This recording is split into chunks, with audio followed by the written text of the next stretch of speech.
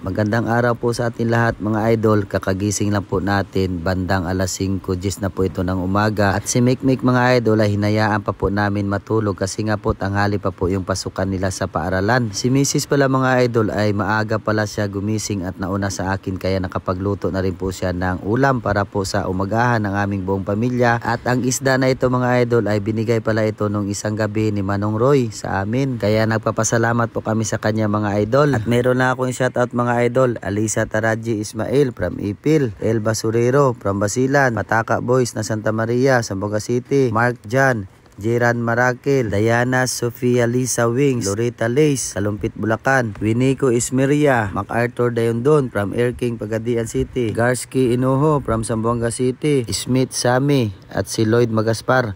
Yan, maraming salamat po mga idol sa pagkomento. God bless po. Pagkatapos ko inhatid sila mga idol sa kanilang paaralan, dumaan po ako dito bumili ng karne at pasintabi po sa lahat po na mga kapatid natin na hindi po kumakain ng ganitong karne mga idol. Pasensya po sa inyong lahat. Bali 1 kilo pala yung nabili natin mga idol. Tapos dumaan po ako dito bumili ng pandesal. Kasi nga ang sabi ni Mrs. pagdating ko sa bahay magtitimpla na po siya ng kape at may dala naman po tayong pandesal mga idol. At nung dumating na po ako sa bahay mga idol ay papasok na po sana ako at gumising na pala si Mikmik at pawis na pawis mga idol.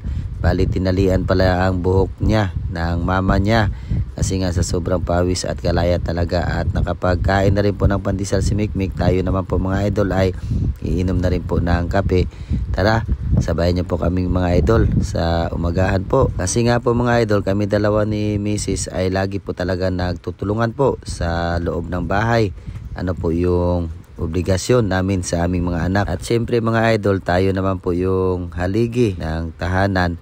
Tayo naman po hahanap buhay. At yan pala yung baon po at pinirito, 2 piraso niluto ni Mrs. At ayan po ang pinabili ni Jancy na muntik ko pang makalimutan mga idol. Kasi nga po ngayong araw pala ay magluluto po kami ng sinigang na bili. Yan para sa tanghalian po mga idol. At agad naman po ako dito dumaan kay Uto sa suki ko. Nabibili kami ng mga ricado. Sa kanya palagi ako bumibili mga idol kasi nga mura lang po. Kaya maraming salamat Uto. At ngayon pagdating ko sa akin tinatrabahoan talaga mga idol ng maaga ay kumain na po ako ng almusal para mamaya pagkadating po ni Irich yung naghahawak ng susi, yan po si Irich mga idol at nakapag-in na pala siya mga idol at tayo naman po ay mag-i-in na rin po para may sahod tayo na kukunin. At shout out pala kay Marlon, kaibigan ko. At ayan po si Jancy na mga idol, siya pala yung nagpabili ng karne sa atin, pinadala niya po kaya kahapon, kaya maraming salamat do. At ito mga idol ay trabaho na po tayo. Siyempre naglilinis pala ako ng mga salamin.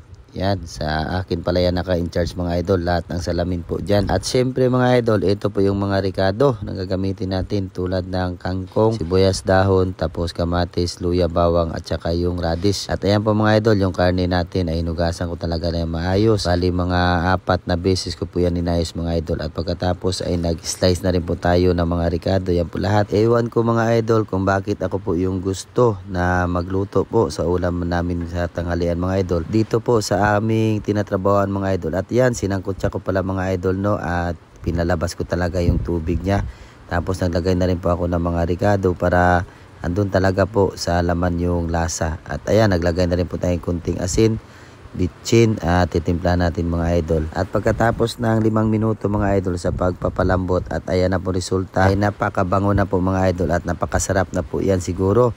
Naglagay lang pala ako ng kalamansi mga idol at naglagay pala ako kanina ng 1 pack ng sinigang mga idol at pinigaan ko lang ng kalamansi na 3 piraso mga idol. At ayan po, luto na po yung ating sinigang pork belly. Yan, napakasarap yung mga idol. Samahan niyo po kami sa aming tanghalian. Yan, thank you Lord. Kain po tayong lahat mga idol. At napadami naman po yung kain ng aking mga kasamahan po sa aking tinatrabahuan. At ang sabi pa nila mga idol, dami daw talaga yung taba ng karne ng baboy. Sabi ko naman na may taba man siya pero napakaganda naman po kasi may laman naman po siya na parang nahati po mga idol. Una yung balat, tapos taba, laman at laman naman po. At salamat pala mga idol sa mga bagwang followers natin at yung mga OFW. Yan, shout out po na lagi po nakasuporta at nakapanood ng mga video natin. At yung trabahador ng Pinas kagaya ko, mag-ingat po tayo.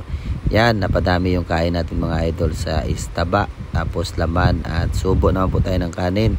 At ngayon natapos na kami mga idol at hanggang dito na lang po yung video natin. Maraming salamat po sa suporta at panonood po. God bless.